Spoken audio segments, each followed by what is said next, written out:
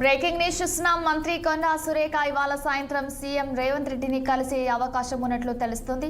London పర్యటన ముగించుకొని CM Revanth Reddy హైదరాబాద్కు చేరుకున్నారు. అమెరికా పర్యటనకు కేంద్ర హోంశాఖ అనుమతి నిరాకరించిన అంశంపై మధ్యాహ్నం సీఎం రేవంత్ రెడ్డి మీడియా సమావేశం నిర్వహించనున్నారు. అలాగే ఎస్ఐఆర్ రెండో దశపై నిర్వహించే జూమ్ మీటింగ్లోనూ సీఎం పాల్గొనున్నారు. మరోవైపు బెంగళూరులో ఇప్పటికే ఏఐసీసీ అధ్యక్షుడు మల్లికార్జున ఖర్గేతో మంత్రి కొండా సురేఖ భేటీ అయ్యారు. తాజాగా సీఎం రేవంత్తో సమావేశంలో తన కూతురు సుష్మితా పటేల్ సీఎంపై చేసిన వ్యాఖ్యలపై మంత్రి వివరణ ఇవ్వనున్నట్లు సమాచారం.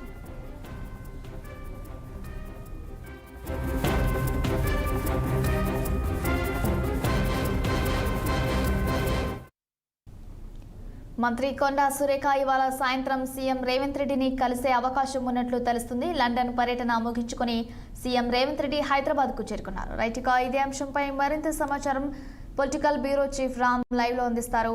రామ్, చెప్పండి. ఏదైతే ముఖ్యమంత్రి రేవంత్ రెడ్డితో ఇవాళ సాయంత్రం 7:30 గంటల సమయంలో కానీ ఆ తర్వాత కానీ మంత్రి కొండా సురేఖ భేటీ అయ్యే అవకాశం ఉందని తెలుస్తాం. ముఖ్యంగా అమెరికా లండన్ పర్యటన ముగించుకొని ఇవాళ ఉదయం ముఖ్యమంత్రి రేవంత్ రెడ్డి అదేవిధంగా మంత్రి శ్రీధర్ బాబు అధికారుల బృందం కూడా హైదరాబాద్ చేరుకున్నారు. దాంతో పాటు ఇవాళ 4 గంటలకు ఏదైతే అమెరికాకు ముఖ్యమంత్రి రేవంత్ రెడ్డి పర్యటనకు కేంద్ర హోంశాఖ అనుమతి నిరాకరణ సంబంధించిన అంశంపై కూడా ఇప్పటికే ఆయన లండన్ లో ఉన్నప్పుడే మీడియాకు ప్రకటించారు. హైదరాబాద్కు వచ్చాక నేను మీడియాతో అన్ని విషయాలు మాట్లాడతానని చెప్పి ఆ నేపథ్యంలోనే ఇవాళ సాయంత్రం 4 గంటలకు తన నివాసంలో కానీ లేదంటే ఎంసీఆర్ హెచ్ఆర్లోని బోధి పెవిలియన్ లో కానీ మీడియా సమావేశం ఏర్పాటు చేస్తున్నారు.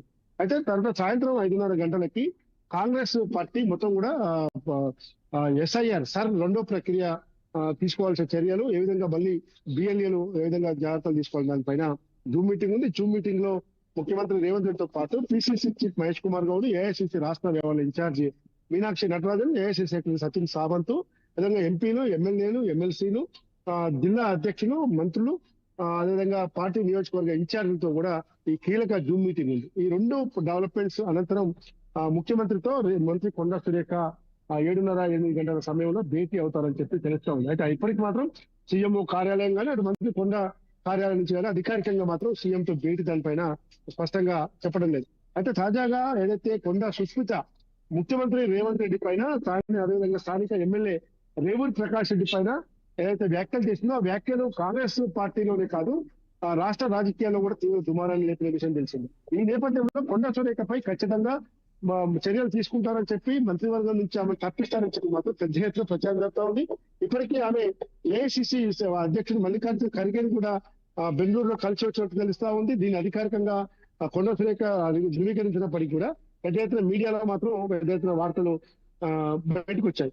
కాబట్టి ఈ పరిణామాల నేపథ్యంలో ఆమె ఏదైతే ఏఐసిసి అధ్యక్షుడు మల్లికార్జున ఖర్గే కలవటం, క్రమశిక్షణ సంఘం ఇచ్చిన నోటీసులకు ఆమె మళ్ళీ రిప్లై ఇచ్చడం, తర్వాత ఎమ్మెల్యేల ప్రెస్ మీట్ పై కూడా ఆమె స్పందించి పిసిసి క్రమశిక్షణ కమిటీకి లేఖ రాయటం వంటి పరిణామాలు ఇవన్నీ కూడా చూస్తున్నాం. వాస్తవానికి ఇవాళ సచివాలయంలో ఉదయం 11:30 గంటలకు వన మహోత్సవం కార్యక్రమంపై ఆమె సచివాలయం నుంచి జిల్లా కలెక్టర్ తో అదేవిధంగా జిల్లా ఫారెస్ట్ ఆఫీసర్తో పొల్యూషన్ కంట్రోల్ బోర్డు అధికారితో వీడియో కాన్ఫరెన్స్ నిర్వహించాలనుకున్నప్పటికీ తన ఇంటి నుంచే వీడియో కాన్ఫరెన్స్ నిర్వహించేందుకు ఆమె సిద్ధమైంది.